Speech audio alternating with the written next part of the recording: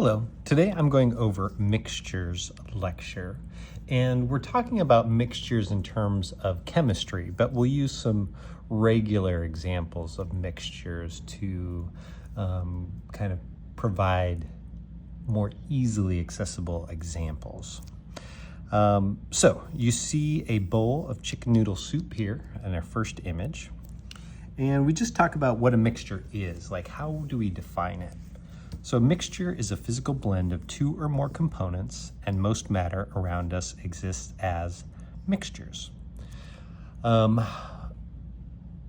of the things that you're going to see that are gases, that are solids, and that are liquids are some sort of mixture. There's very few things that are actually just made up of one specific element. A salad bar illustrates how mixtures can vary in composition depending on what items and amounts are combined.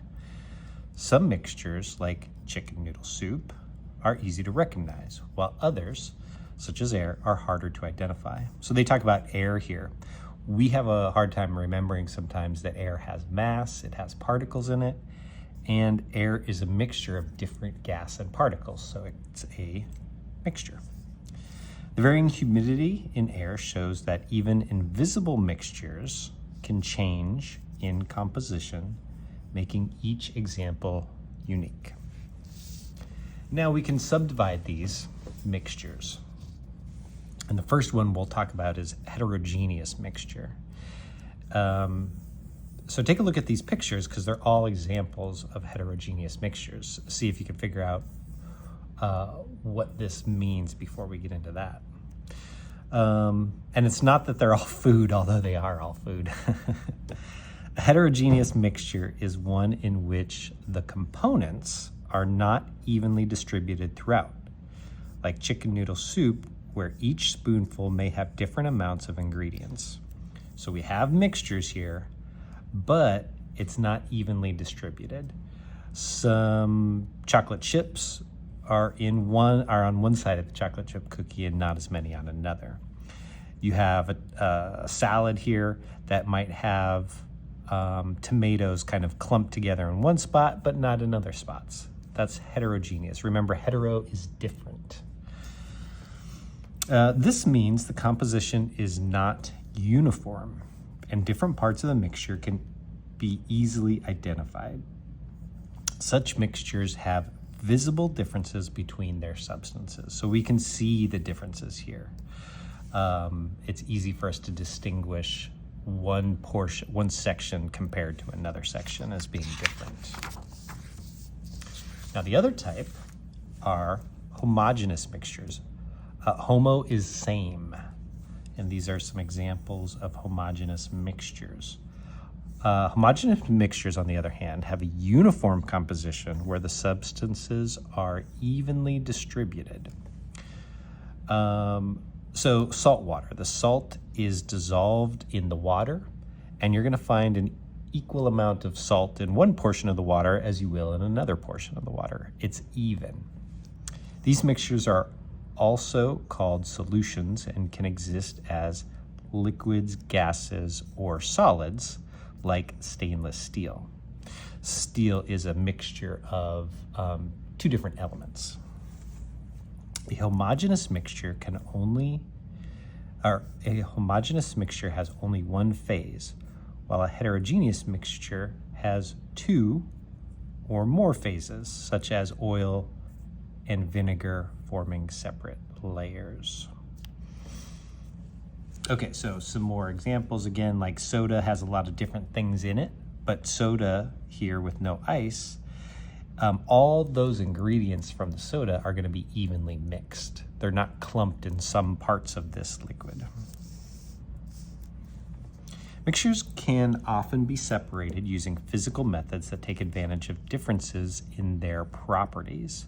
So again, we're thinking about chemistry, and when we have mixtures in chemistry, homogeneous or heterogeneous, there's ways of separating out components. We'll use common examples, but again, we want to think about chemistry and chemical experiments.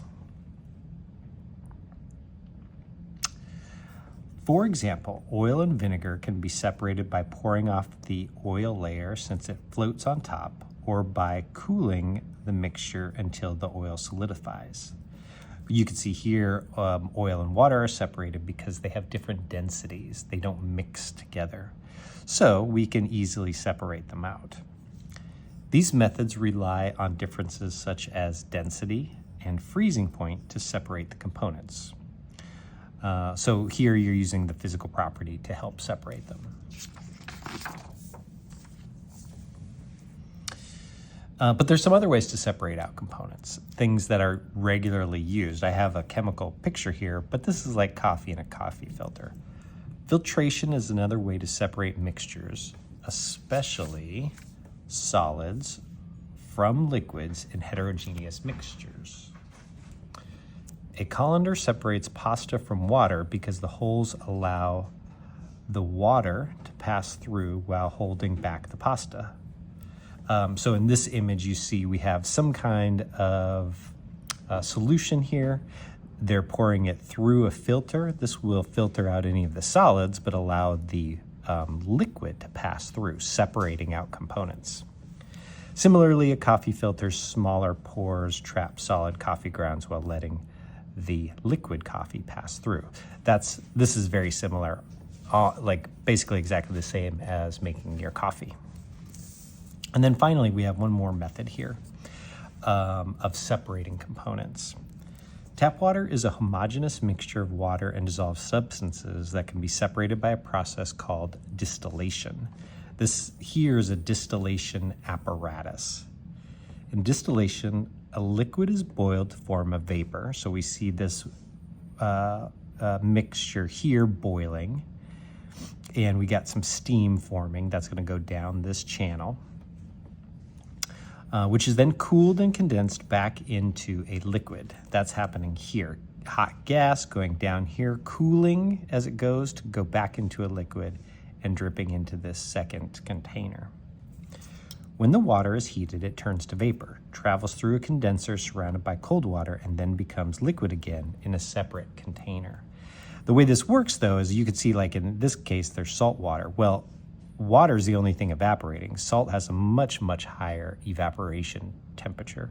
So the salt stays behind and the water is being separated out by itself. The dissolved solids remain behind because their boiling points are higher than that of water. All right, I hope this helps. If there's anything else, let me know. Thanks.